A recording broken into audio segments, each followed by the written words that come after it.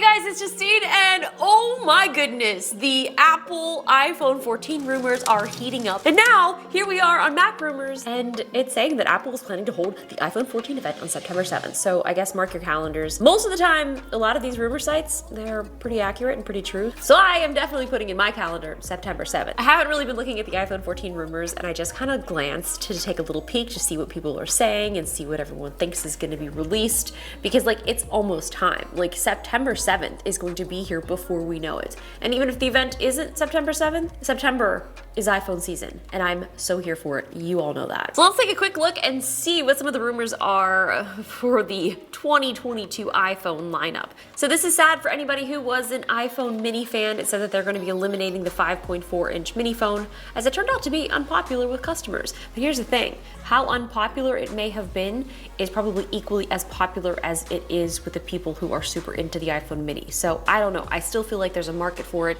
So I guess if you do want the mini, you're gonna have to stick with the iPhone 13, because it looks like the sizing though for the flagships, they're expecting to see a 6.1-inch iPhone 14, a 6.1-inch iPhone 14 Pro, 6.7-inch iPhone 14 Max, and a 6.7-inch 14 Pro Max. Yeah, okay, let's just keep going. Well, let's keep scrolling. No notch and new Face ID hardware design, Pro only. Rather than just a single hole punch cutout, Apple is working on a design that will incorporate both a pill-shaped cutout and a circular cutout. The circular cutout will likely house the Face ID dot projector, and the pill-shaped cutout will work to include the front camera, Face ID, infrared camera, and possibly other components. Interesting. So something that Samsung has been doing a really great job of is their under-display camera. I think they did an incredible job on the Samsung Galaxy Z Fold. Yes, Fold. Flip, fold. I keep getting them confused, even though I know in my mind one folds and one flips. I'm trying. The Fold has a really great under-display camera, and it doesn't seem like that is something that Apple is doing this year. Although it says Apple may be planning to put some of the Face ID hardware under the phone's display, which will cut down on the size of the cutouts that are needed and will leave more available screen space on the front of the device. ProMotion display. There were early iPhone 14 rumors suggesting that all 4 iPhone 14 models would offer ProMotion. But it looks like that's not going to happen. Okay, right, well, I guess we'll move on now that our dreams have been crushed. Likely to restrict ProMotion to the 14 Pro models only. Okay, a move that may suggest that there's a lack of availability of the necessary displays, which also could be a possibility. The body design, oh yes, let's see it. The iPhone 14 models are expected to look like the iPhone 13 models with the same flat edge design. I feel like I'm kind of like ready for a change. I'm ready for something new, but here's the thing. Like this version of the iPhone, it's pretty great. So it's like, how much do you change? How much do you try to iterate on something that is already so good just for the sake of trying to do something different than the previous version? I don't know. It's pretty great. I think this phone looks incredible. Here, this says a photo that allegedly depicts molds of Apple's upcoming iPhone 14 surfaced back in April. So this is giving us kind of a clear view of the sizing, which looks very, very similar to this one. So here's a set of cases, the 14, 14 Pro, 14 Plus, 14 Pro Max. So here's some color options. The purple is that purple? Purple shade that has a unique finish that shifts tone based on lighting conditions. I clearly am into the color purple. Also, the Bora color on the new Samsung Galaxy Z Flip, freaking beautiful. I mean, these devices look almost identical. I mean, I know these are renders, but that looks just like the iPhone 13. Titanium.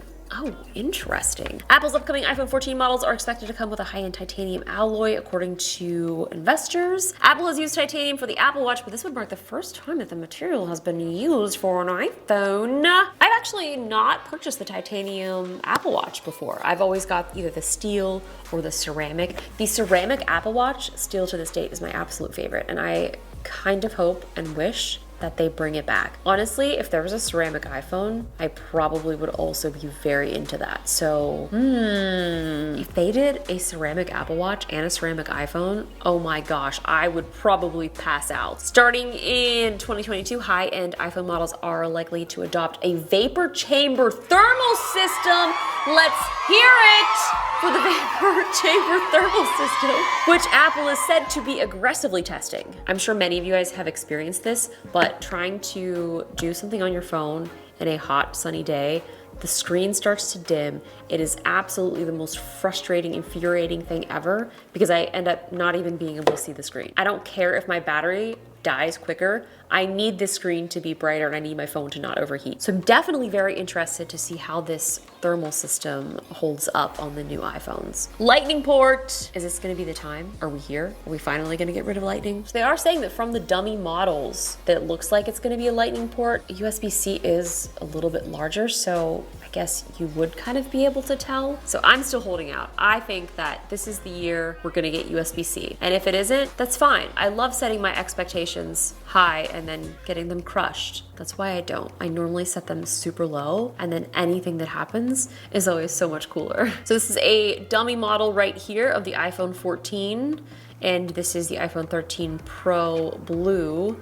So yeah, looks very similar, but again, how do you mess with perfection? Here are some front glass panels. So this is showing that notchless design here on the iPhone 14 Pro Max. So it looks like the 14 Max and the regular 14 still have the notch. Pro's notch is gone. Camera technology, let's talk about it. All of the 2022 iPhones. I also can't believe it's 2022. I wrote 2021 the other day and I just had to stop. And I couldn't believe it. I was like, we're in 2022, baby. We're set to see improvements with the ultra-wide camera. The iPhone 14 Pro models will see significant improvements to the wide angle and updates to the telephoto lens. It's believed that we could get a 48 megapixel wide camera. Yeah, that would be a huge upgrade because it's currently 12, and 8K video recording capabilities. I do feel like 8K shooting on phones is kind of gimmicky because you're not really getting the full capacity of this footage. Yes, I'm excited about that happening, but also for everyday consumers, it's gonna be a burden. You're going to be filling up the storage on your phone, which is already, they're talking about needing to add a 2 terabyte option, which you're gonna have to, especially if you are shooting this 8K content. But what is great is now with 5G and finally kind of getting to a place where it is starting to be more places, you'll be able to start storing this stuff in the cloud and to be able to upload and download as needed, so it won't have to be actually stored on device. I think that's really the only way that this is gonna make sense. I mean, most people, like my parents, I don't think are gonna be recording 8K content. I mean, they might be because they're my parents, but like most people's parents or grandparents are not gonna be recording 8K videos of whatever it is that they're filming. 8K video recording feature will allow iPhone recorded videos displayed on an 8K display or TV to provide a better user experience, and that the resolution will allow the iPhone to create videos and images more suitable for augmented and mixed reality devices like AR and VR headsets that Apple has in development. Oh, this is cool. That is actually a good point. I think the thing that I love so much about the iPhone and sort of being in the Apple ecosystem is the future of AR. With their LiDAR and like all of the things that they've been doing with ARKit, I'm super excited to kind of see the route that they take with AR, because they've been kind of implementing this into the dev kits and kind of getting people ready and kind of getting developers to sort of think a little bit differently and to think larger, like what can you guys actually do with this? So, okay, all right, yep. As for the front camera technology, all of the iPhone 14 models coming this year are expected to feature an upgraded front lens with a wider f1.9 aperture and autofocus capabilities. A wider aperture would allow for more light to pass through the lens to reach the sensor for sharper, crisper photos and improved depth of field. So keeping in mind that people are using these things for a lot more than selfies, I think is really important. People are taking classes. Like, we're still in the age of not everyone is going back to work, not everyone is going back to school. So many things are now digital and happening from home or from remote places that this is like your key to the outside world. I mean, I basically could function perfectly fine if I lost everything. If I didn't have a computer, if I didn't have anything, like I could continue making YouTube videos. I could do everything from this phone. And that is so empowering. The A16 chip, new iterations of the iPhone typically come with an updated A series chip, but Apple might deviate. Oh, so only the iPhone 14 Pro models will get a new and faster A16 chip. It says that the standard iPhone 14 models will continue to use the same A15 Bionic that's in the iPhone 13 models. I mean, I think it kind of makes sense because honestly, if you can still push the boundaries of this A15 and not need to go to the A16. I don't know. I'm not sure. I don't know how I feel about that. Like, I'm trying to think it's okay. Is it okay? I don't know. I don't think I'm gonna actually know until I actually see the device and see how it works, see how it operates. Is this gonna cut down costs for people? Will this get new devices in the hands of more people because they're able to cut down costs and not use the newest, latest, fastest chip? I don't know. They're saying here though that these new devices, even if they are using the A15 Bionic chip, will still get an overall performance boost thanks to updated cellular modem, a new internal design, and other updates, which could see it offering faster performance, which totally makes sense. If you're kind of reconfiguring everything in here, and if you are getting, I think they said that the Pros would be the only one that has the new thermal, so that would actually make sense because you're not gonna need the new thermals if you're still using the A15 Bionic chip. So yeah, that makes sense. Understand, I see you now. Both the iPhone 14 and 14 Pro models will feature 6 gigs of RAM, which is the same amount available in 13 Pro models. Okay, all right. Car crash detection. They're working on a car crash detection feature for the iPhone and the Apple Watch, which could come out in 2022. It will use sensors like the accelerometer to detect car accidents when they occur by measuring a spike in gravitational force. I think that's actually pretty incredible because a lot of times, you know, you're not able to get to your device if something traumatic like this happens. And I think that's what I've loved so much about the Apple Watch is their fall detect and all of those kinds of things that can help people when they're not able to help themselves. So I'm really excited about that. Snapdragon X65 Modem. This is the world's first 10 gigabit 5G modem and antenna system for smartphones.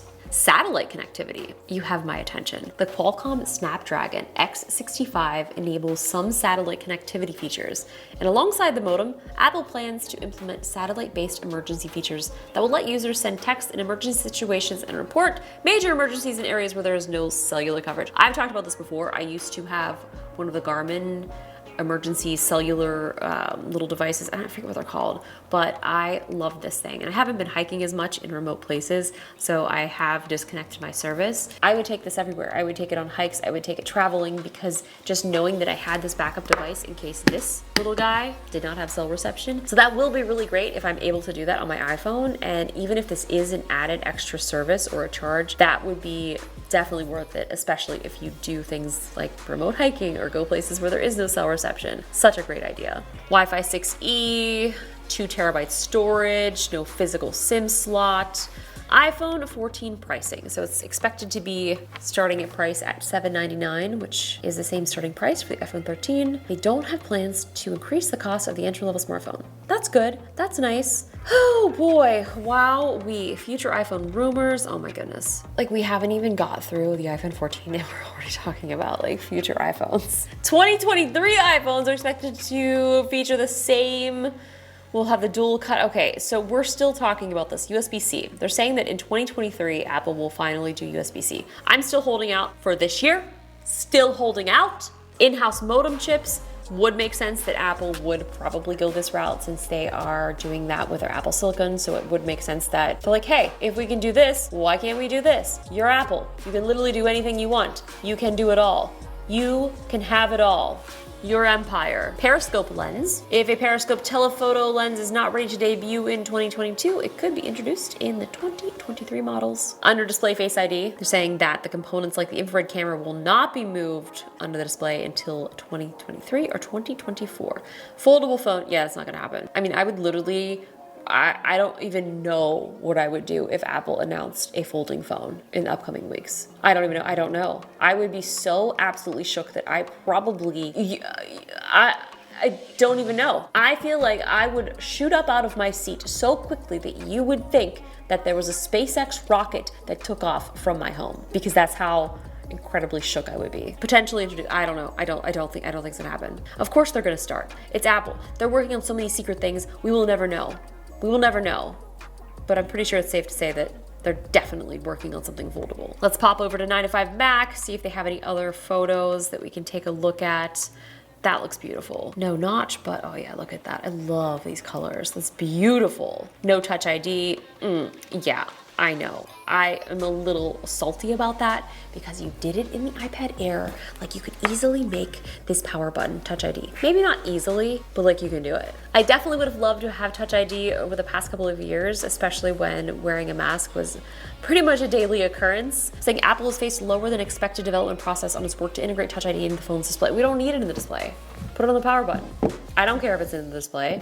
Power button. iPhone 14 to offer biggest camera updates in years. Yes. Camera bump is here to stay. So these are all some prototypes. I mean, it looks exactly like the iPhone 13. It actually also looks like the iPhone 12, so I don't even know. So that, my friends, is the iPhone 14 rumor roundup. You guys heard it here first from Mac Rumors and 9to5Mac. I'm obviously very excited about the next iPhone. I feel like a lot of tech reviewers, maybe myself included, a lot of my friends and people in the industry, we've become incredibly jaded because we see so much tech so quickly, and that is not the case for an everyday consumer. Most people do not upgrade their phones every single year, and I'm very grateful that I'm able to do that.